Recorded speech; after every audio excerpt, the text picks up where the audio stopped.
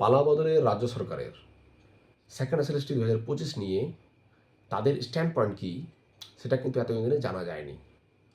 আজকে কিছুটা তার সুরাহা পাওয়া গেল, তার কিছুটা ইঙ্গিত পাওয়া গেল, সেটা পজিটিভ অবশ্যই।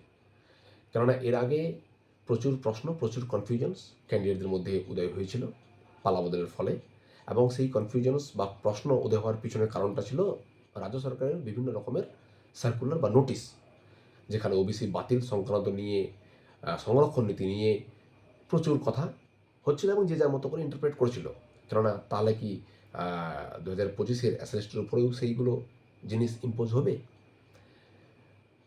আজকে দুটো নোটিশ আসার ফলে পজিটিভ কিছু ক্লারিফিকেশন আসলো আমাদের কাছে, এবং তার সঙ্গে এই যে ওবিসি নিয়ে এসএসসির যে স্ট্যান্ড পয়েন্ট বা ডব্লিউবিবিএসির যে স্ট্যান্ড পয়েন্ট, সেটা সরাসরি না বললেও কিন্তু ইঙ্গিতপূর্ণ একটা মানে বহন করে, যেটা পজিটিভ। হাইকোর্টের যে পর্যবেক্ষণ ছিল সেটাকেই কিন্তু কোথাও না কোথাও মান্যতা পেয়েছে। খুলে বলি তাহলে,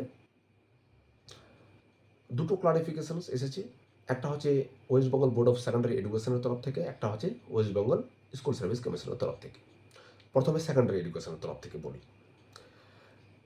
সেকেন্ডারি এডুকেশন সমস্ত ডিস্ট্রিক্ট ইন্সপেক্টরদেরকে একটা নোটিশ পাঠিয়েছে, যেখানে বলা আছে যে ভ্যাকান্সি রিচেক করতে সেকেন্ড সেমিস্টার 2025-এর অ্যাসিস্ট্যান্ট টিচারদের পিজি পোস্ট, পিজি ভ্যাকান্সিগুলো, যেহেতু পিজি ভ্যাকান্সিগুলোর পিভিআর মেডিকেল অলরেডি কমপ্লিটের পথে, তাহলে পিজি ভ্যাকান্সিগুলোকে রিচেক করতে, এবং তাতে একটা সংযোজন দিয়েছে যে এতদিনে যেখানে এক্সিস্টিং 2016-র যে ভ্যাকান্সিগুলো নো হিসাবে, না সরি ইয়েস হিসাবে গণ্য করা হয়েছিল ভ্যাকেন্সি স্ট্যাটাসে, সেটাকে নো হিসাবে কিন্তু গণ্য করা হবে। অর্থাৎ সেই 2016-র যে এক্সিস্টিং ভ্যাকেন্সিগুলো, সেগুলো কিন্তু অ্যাড আপ হয়ে যাবে 2025-এর ভ্যাকেন্সির সঙ্গে। সহজ কথায় বলতে গেলে 2016-র যে চাকরিরত টিচাররা আছে, তাদের মেয়াদ হচ্ছে 31 আগস্ট 2026 পর্যন্ত সুপ্রিম কোর্টের নির্দেশ অনুযায়ী। তারপর তাদের ভ্যাকেন্সিগুলো অটোমেটিক্যালি ভ্যাকেন্ট থাকবে। তো আগে থেকেই সেই ভ্যাকেন্সিগুলো 3 মাস তাদের চাকরির মেয়াদ থাকা আগে পর্যন্ত তাদের ভ্যাকেন্সিগুলোকে ভ্যাকেন্সি হিসাবে দেখাতে হবে। তাহলেই তাদের ভ্যাকেন্সিগুলো ক্যাটাগরি ওয়াইজ 100 পয়েন্ট রোস্টার অনুযায়ী, এখানে কিন্তু ক্যাটাগরি ওয়াইজের কথাও বলা হয়েছে, মেনটেন করে কিন্তু সেগুলো ফরওয়ার্ড হবে, এবং সেগুলোকে আবার পুশব্যাক করা হবে এসএসসির তরফ থেকে। এটা একটা গেল, এখানে ক্লারিফিকেশন দিলে এটা একটা। এটার মাধ্যমে আমাদের যেটা পজিটিভ দিক উঠে আসলো সেটা হচ্ছে যে 28/5/2026-এর মধ্যে ভ্যাকেন্সিগুলো পাঠাতে হবে উইথ এক্সিস্টিং 2016 ভ্যাকেন্সি সমেত, এবং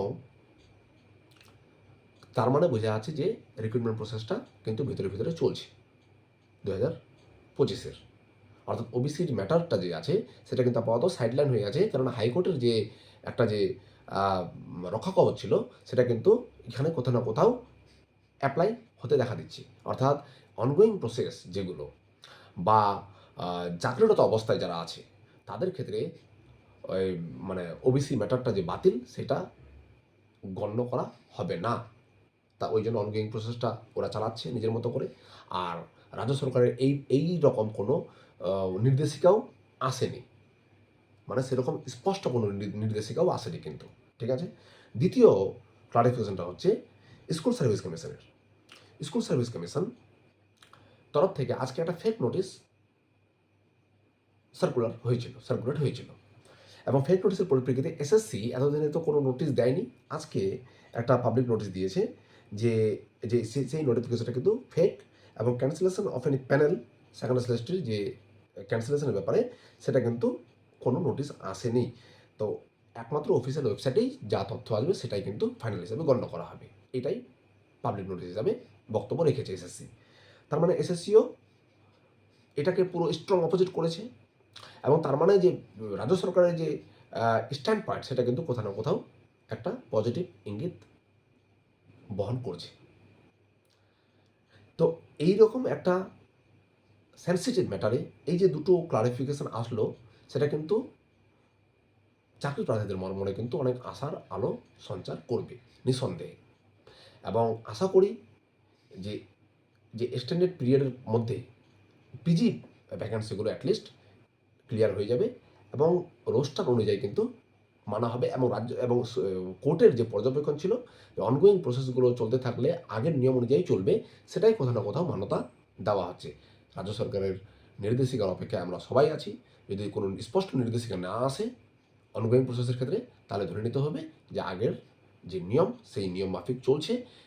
এই ওবিসি বাতিল ব্যাপারটা শুধুমাত্র এবং রোস্টার ব্যাপারটা শুধুমাত্র পরবর্তী অ্যাডভার্টাইজমেন্টের ক্ষেত্রেই প্রযোজ্য হবে।